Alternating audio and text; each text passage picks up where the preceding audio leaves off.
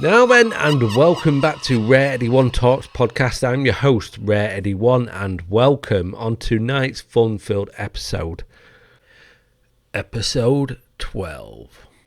We are talking ghost stories and urban legends, ghost stories from here, there, and everywhere. Not particularly true ghost stories, but we are talking ghost stories. But with it being October, let's try and get spooky up in here.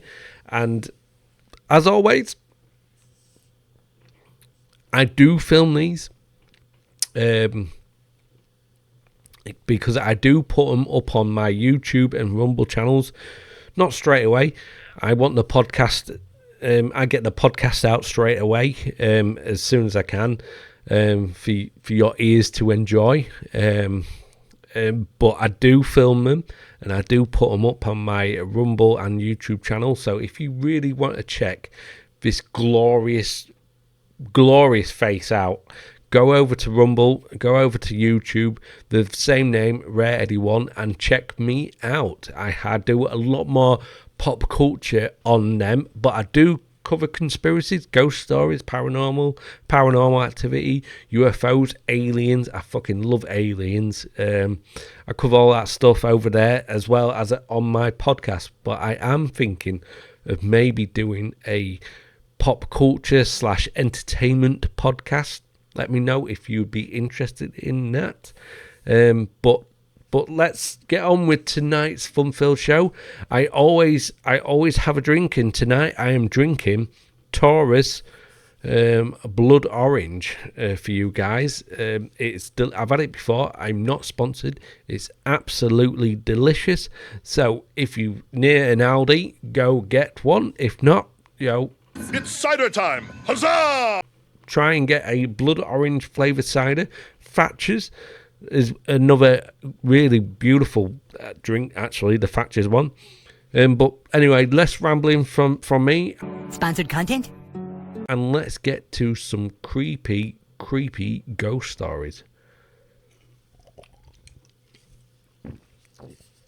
I nearly spilt it on myself. I saved it right at the last second. And I saved it. But anyway, let's get to some ghost stories. So, finally, the first one. The puppy in the basement. This story was found on Reddit. Mummy told me never to go to the basement, but I wanted to see what was making that noise. It kind of sounded like a puppy, and I wanted to see the puppy, so I opened the basement door and tiptoed down a bit. I didn't see a puppy, and then Mummy yanked me out of the basement and yelled at me. Mummy had never yelled at me before, and it made me sad, and I cried. Then Mummy told me to never go into the basement again, and she gave me a cookie. That made me feel better, so I didn't ask her why the boy in the basement was making noises like a puppy, or why he had no hands or feet.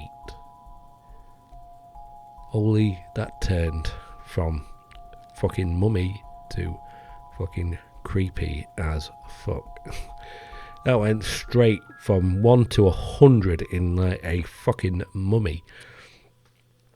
That was fucking creepy. These are all sort of shortish stories, so let me know if you've got any stories you want me to have a look at. Let me know. All my contact details are in the description or in the show notes, so please get in contact with me. That would be awesome. So let me tell you about a story that this is a true story, and this is from my friend. It's not from me. This is from probably one of my best friends out there. I'm not going to name no names, but he told me this story and it fucking chilled me to the bones. So, my best mate, him and his brother, and my best mate, I've known him more than what I know his brother. But his brother, I've always known his brother to have white/grey hair. And I've known him for a long time, but not from from teens. I've known him from maybe 30s onwards. And me and my best mate, we just got so close, and it was a bit of a partnership. It was a partnership, and we did a lot of things together, and that's why I call him my best friend. But he was telling me, and his brother has like white/grey hair, and I never really asked because people do in the 30s do have grey hair, but I decided to ask. I asked my best friend, and he told me what had happened. So I know his brother. I know he has a child. The kid has autism, and poor lad, he's grown up now. He's doing fucking really fantastically. But the house they lived in, so it's a terraced house. So if you're not sure what a terraced house is, it's like a row of houses that are all connected together. So you get like 5 houses that are like all connected together. So they're not single attached. They're not detached. There's just five houses all connected to one another.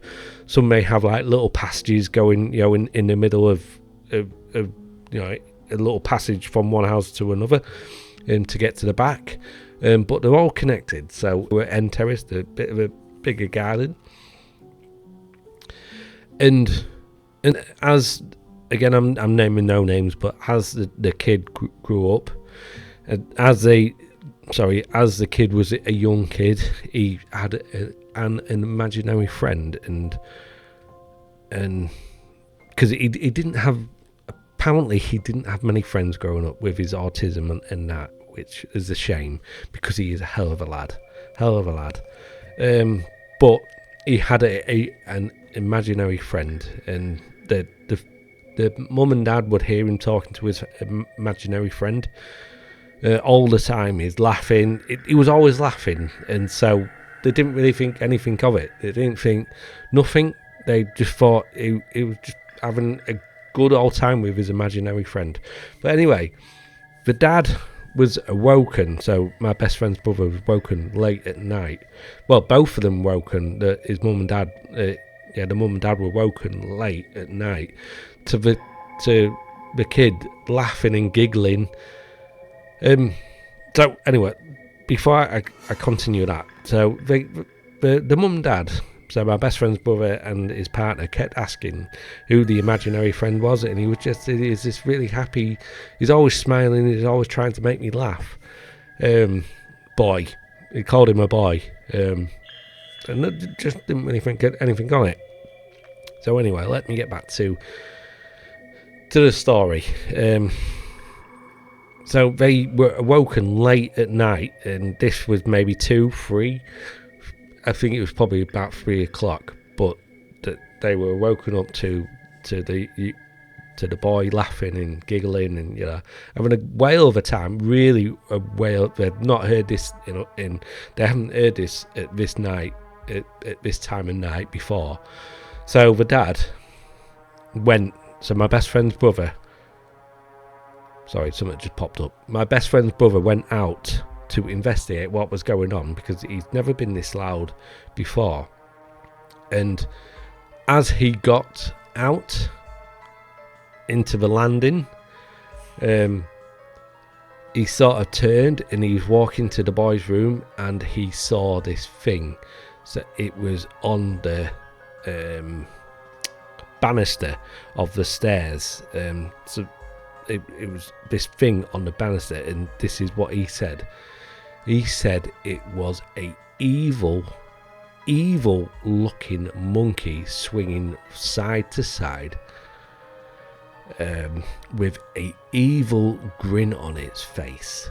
And I'm pretty sure he said it had red eyes, which terrified him, and he quickly backed into the bedroom where his wife said, "What the hell's going on?"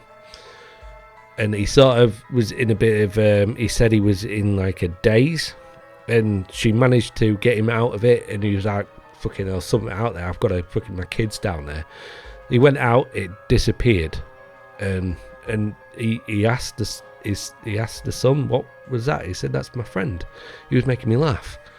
And my best friend's brother told my best friend that it's the most scariest thing. You couldn't have picked anything out from TV or film that had scared him more than this thing. The evil demon looking monkey swinging from side to side with red eyes with the evilest grin on its face. And a couple of days later his hair went just fucking white. Because my best friend told me not to ask, because he didn't want the kid to maybe have a remember it and maybe freak him out. I managed to sort of ask the brother, "Is it a true story?" And he said, "Yeah, it was a true story." And I've been in the house, and the house is fucking creepy as fuck, really creepy. They've since moved, thankfully. Everyone's doing fine. The kid is doing fine. He's like I say, he's grown up, and no sort of trauma back from them days. And it was just absolute terrifying fucking story of an evil demon looking monkey swinging from side to side on the balcony with a evil fucking grin on its face. Fucking terrifying. Just thought I would put my story in there. Again, that came from my best friend, and I trust him. I would trust him with my life. So, the next story. Michelle Young had a strange experience with her 2-year-old daughter. And this was submitted to Movie Pilot. So, could this be a script to a film? Who knows? Let us find out. When my daughter was 2, I found her twirling paper towel tubes tied with twine in the air. I asked her what she was doing. She said, "Really?" Was practicing her nunchucks. I was very confused as she had no way of knowing what they were. I asked her what she meant, and she said that Adam had told her how to make them and showed her each night how to use them. She went on to say that Adam told her to practice because she may need to know to defend herself someday. I almost freaked out, but asked her what Adam looked like. She said he was tall, blonde, and had blue eyes. She said, Mummy, you know how he looks. You know him. He died of a headache. I had to leave the room, you see. 4 months before she was born. My tall, blonde, blue-eyed martial arts pro friend had died of a brain aneurysm at the age of 27. Another one for the 27 club. She has not spoken of him since that day, so I'm not sure if I scared her with my reaction or if she had completely forgotten, or if she had completed her lessons. It's definitely not a script. It's a little bit scary, but it's not the scariest story I've ever come across. You're menacing, but it's not really that scary. There's someone under the bed. Sometimes the very short ghost stories are the best, and this tale from Reddit via BuzzFeed tells the story of a father putting his young son to bed. I began tucking him into bed, and he tells me, "Daddy, check for monsters under my bed." I look underneath for his amusement and see another him under the bed, staring back at me, quivering and whispering, "Daddy, there's somebody on my bed." That gives me chills. Something with fucking little kids and fucking ghost stories. Yeah, little kids, and they just fucking say these scary shit. Oh, I was watching TikTok the other day. I had a fucking scroll of horror things, and there's this one, and there's this mum, and she's videoing her son, and he's always pointing up at the ventilation fan in the bathroom, and he's always saying, "Something's there, there's someone there, there's someone there." And it's fucking terrifying. It's like, I couldn't imagine what I would do if I was in that position. I would probably burn the fucking place down to the ground. Well, there's someone there. Oh my god. Why? Because kids, it is to my opinion, that kids have the ability to see. Because we've grown with our eyes of maybe, or we've lost the talent to see another layer. And kids see another layer because they're young learning eyes. They're possibly seeing the thinning of the veil and seeing something else is a possibility. So this story, sorry, I'll continue the story. Just a little thought I had in my mind. The chair. This short tale starts benignly enough with a friendly seeming ghost playing with children, but when you learn the origins of the ghost and just why the ghost is moving objects around the room, it quickly gets a lot creepier. Submitted by a Reddit person. When my sister Betsy and I were kids, our family lived for a while in a charming old farmhouse. We loved exploring the dusty corners and climbing the apple tree in the backyard. But our favourite thing was the ghost. We called her Mother because she seemed so kind and nurturing. Some mornings Betsy and I would wake up, and on each of our nightstands where we'd find a cup that hadn't been there the night before. Mother had left them there, worried that we'd get thirsty during the night. She just wanted to take care of us. Among the home's original furnishings was an antique wooden chair which we kept against the back of the wall of the living room. Whenever we were preoccupied watching TV or playing a game, Mother would inch that chair forward across the room towards us. Sometimes she'd manage to move it all the way to the centre of the room. We always felt sad putting it back against the wall. Mother just wanted to be near us. Years later, long after we'd moved out, I found a old newspaper article about the farmhouse's original occupant, a widow. She murdered 2 children by giving them each a cup of poisoned milk before bed. Then she hung herself. The article included a photo of the farmhouse living room with a woman's body hanging from the beam beneath her. Knocked over was that old wooden chair, placed exactly in the centre of the room. Did it get colder in here, or is it just me? It got fucking colder. So, could this be... So last week's episode, I was talking about the stone tape theory.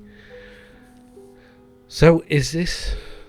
So I keep going back to the stone tape theory because the stone tape theory is a theory of just ghosts repeating their day-to-day life, and you can't react with them, they can't react with you. But so say you see a woman walking from down a hole, and she always seems to walk down the hole. You can't get in contact with her. She can't contact you. You can't react to it. And you see crying women, and you see soldiers walking through fields.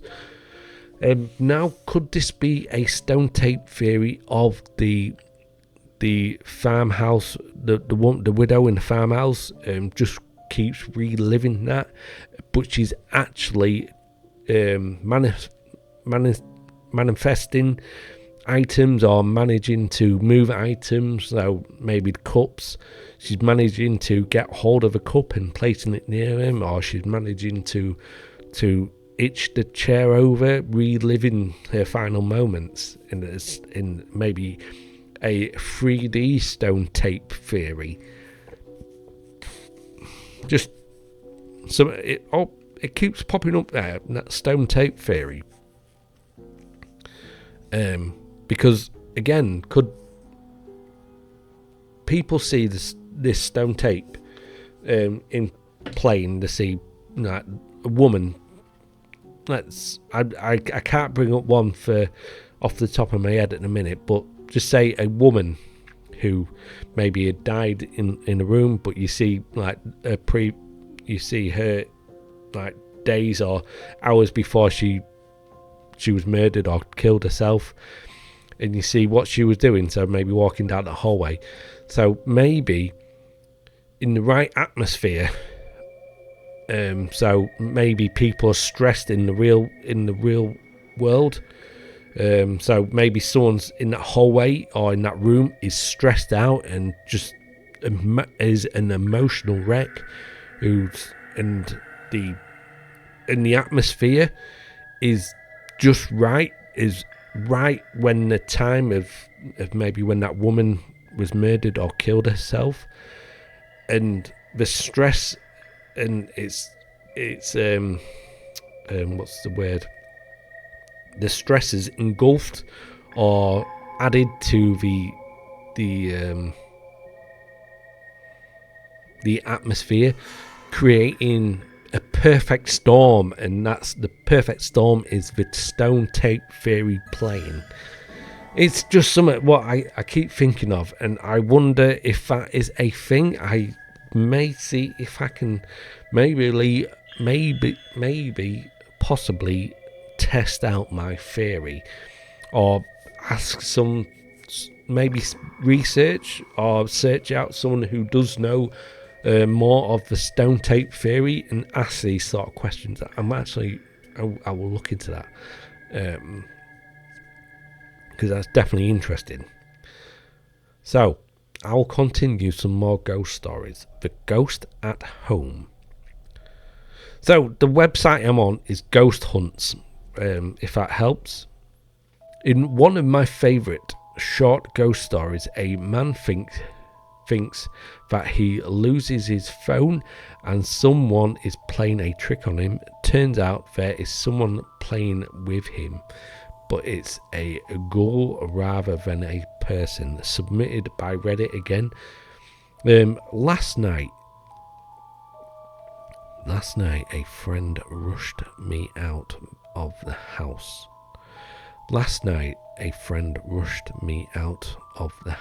To catch the opening act at a local bar's music night.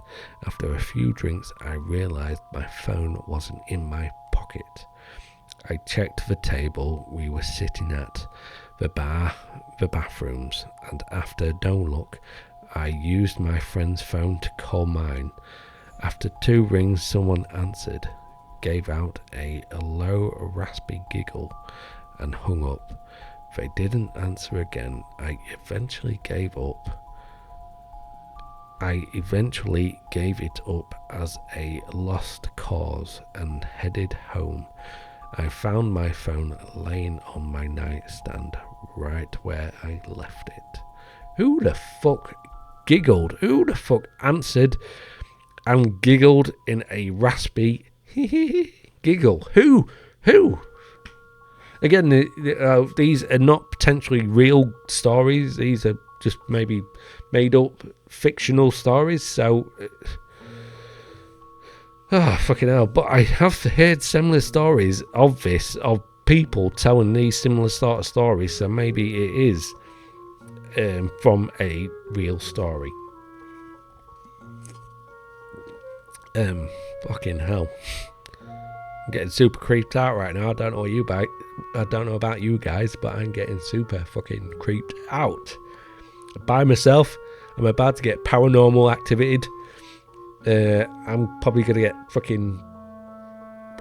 Hopefully, I don't, but you know. So one of the previous episodes, I've told this story, but I'm going to tell it again. I had a drink in my hand like I do. It was a cold drink, but the condensation on the can had pretty much gone. But I was talking about I was looking at the haunted ventriloquist doll, and I was just reading that, and I had shorts on at the time, and the bottom of my left leg, sort of mid calf, you know, something really cold. It felt like maybe a drip of cold water, but the can was here, and my leg is to maybe an arm's. So my leg was maybe an arm's reach away from me. So maybe half an arm's reach. So let me be generous. Maybe 2 hands reach away from where the drop would have been. And at the time I felt it was maybe something poking me in the leg, and that scared the fuck out of me. But I was filming and doing the show, and I had to sort of laugh it off. And I told the story in the weeks, I think the week later, and it just fucking scared the shit out of me. And it's October, so let's try and scare one another, because it's October, and then Christmas comes, and everyone likes a good scary story over Christmas. And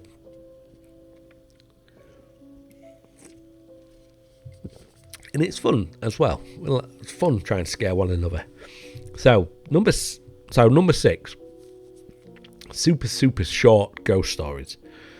Finally, something a little different. The Metro wanted to put together some spooky and came up with these 1 or 2 sentence ghost stories that are designed to get you thinking. So here are my favourites. Now these go from 1 to 100 like that. Mummy, the man at the top of the stairs says you shouldn't leave.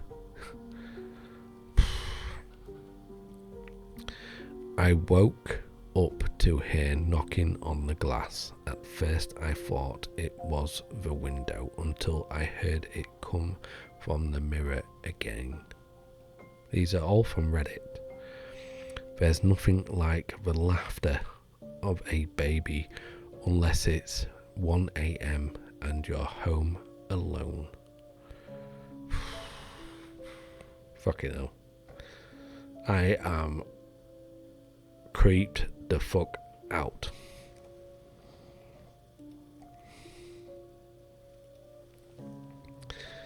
I am creeped the fuck out, and don't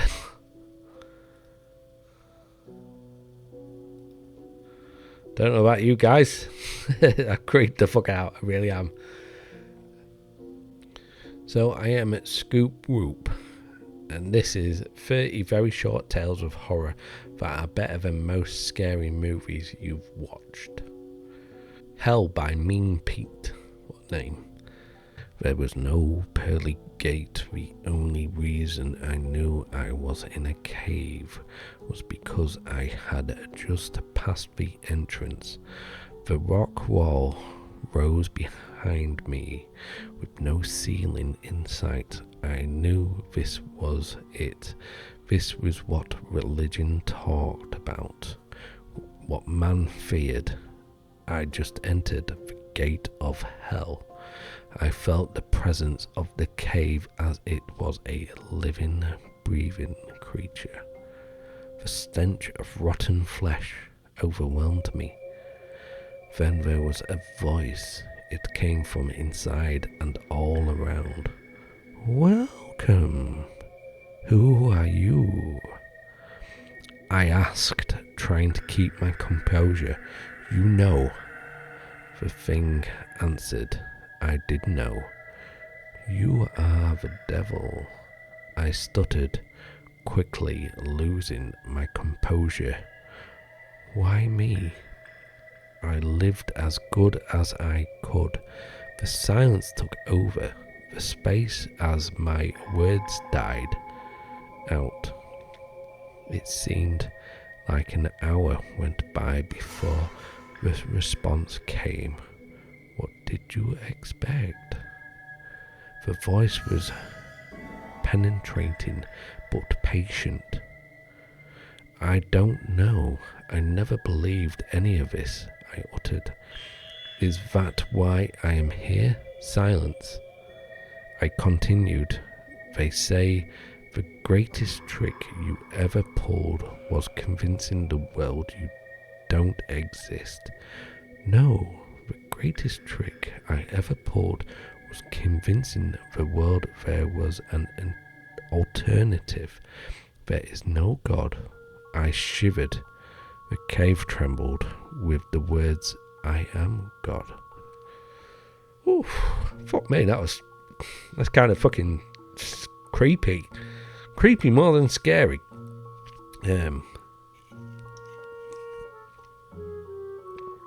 Creepy, very creepy. Very interesting to what some people think hell is, quite possibly.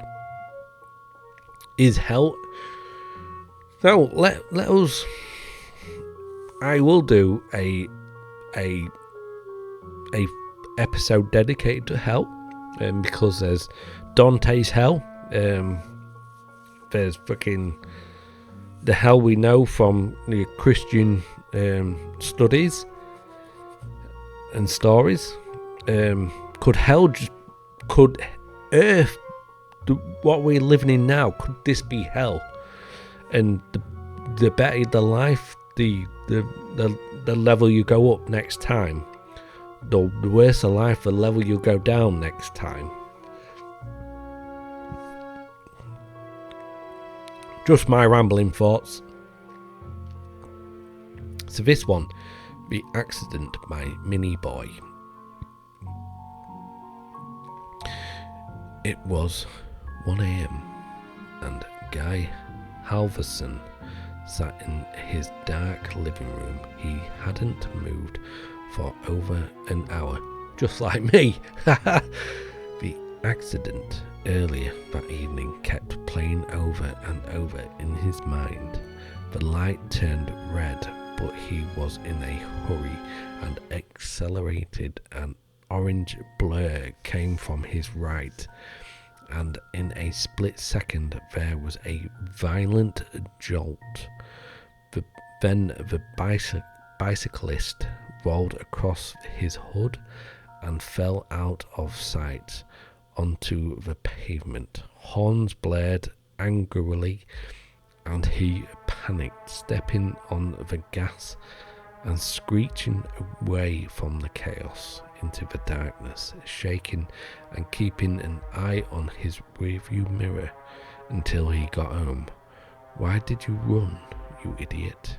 He'd never committed a crime before this and punished himself by imagining years in jail, his career gone, his family gone, his future gone. Why not just go to the police right now? You can afford a lawyer. Then someone tapped on the front door. and his world suddenly crumbled away beneath him. They found me. There was nothing he could do but answer. Running would only make matters worse. His body trembled as he got up, went to the door and opened it. A police officer stood under the porch light. "Mr. Halverson?" asked the grim officer. He let out a deflated sigh. "Yes, let me. I'm terribly sorry, but I'm afraid I have some bad news. Your son's bike was struck by a hit-and-run driver this evening. He died at the scene, and very sorry for your loss." Holy shit.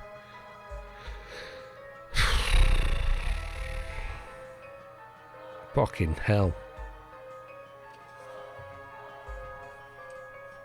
Oh, the headline to this story fucking just sends shivers down my spine and shouts fucking "run like fuck." He Stood Against My Window by Sebeth Hook. I don't know why I looked up, but when I did, I saw him there. He stood against my window. His forehead rested against the glass. His eyes were still and light, and he smiled a lipstick red cartoonish grin, and he just stood there in the window. My wife was upstairs sleeping. My son was in his crib, and I couldn't move. I froze and watched him looking past me through the glass. Oh, please no.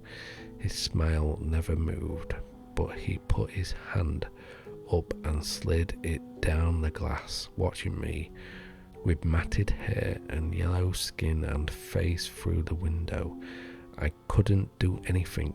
I just stayed there, frozen, feet still in the bushes I was pruning. Looking into my home, he stood against my window. No, that was definitely creepy. Yeah, he wants you. So I'm going to end it on this one. A Message from Your Personal Demons by Mr. Graham. Hello, my dear. You do not know who I am, but I know you. I am one of 3 demons that were assigned to you at birth. You see, some people in this world are destined for greatness, destined to live happy, fulfilling lives. You, I'm afraid, are not one of those people, and it is our job to make sure of that. Who are we? Oh yes, of course, how rude of me.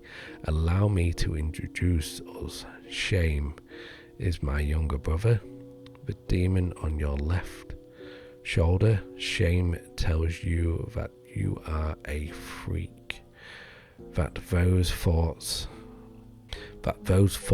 you have are not normal, that you will never fit in. Shame whispered into your ear when your mother found you playing with yourself as a child. Shame is the one who makes you hate yourself. Fear sits on your right shoulder. He is my older brother, as old as life itself. Fear fills every dark corner with monsters, turn every stranger on a dark street into a murderer. Fear stops you from telling your crush how you feel. He tells you it is better not to try than let people see you fail. Fear makes you build your own prison. Who am I then? I am the worst of your demons. But you see me as a friend. You turn to me when you have nothing else, because I live in your heart. I am the one who forces you to endure, the one who prolongs your torment. Sincerely, Hope. Fucking hell. Cheers, Hope. So yes, there we go. A few creepy stories for this horror season. Sorry, I hope I entertained I hope I entertained some of you with them chilling stories. I hope the way I told them was maybe sort of chilling as well. I tried putting a little personal flair into some of the stories. I hope that came across, and I hope I was able to scare you. Not in a bad way, in a good way. Hopefully you had fun listening to this. I had fun. I had fun with you guys. I had fun talking to some scary stories with you guys, and I enjoyed it. I hope you had a great time with me on this evening. Midnight, actually, in fact. I hope you've had a great evening with me. I hope I've sort of scared at least a couple of you, at least. Send me your scary stories. I would love to read them. But anyway, I'm going to end it tonight. I hope you've enjoyed this episode. Please follow me on whatever podcast provider you are listening to. Please follow me. Please, if you could, please leave me a review. That would do the show a hell of a lot. And I will read it out. If I get a review, I will try and read it. Well, I will read it out. I will promise you that. So I hope you enjoyed this video. I hope you enjoyed this podcast. I had a fantastic time with you guys tonight and hanging out with you guys. I fucking love this. If you are watching these on YouTube and Rumble, please give me a like. Please think about subscribing to me. That would be awesome. You guys are legends. I've been Rare Eddie 1. Stay naughty, stay rude, but more importantly, stay fucking filthy. See you next week. Peace.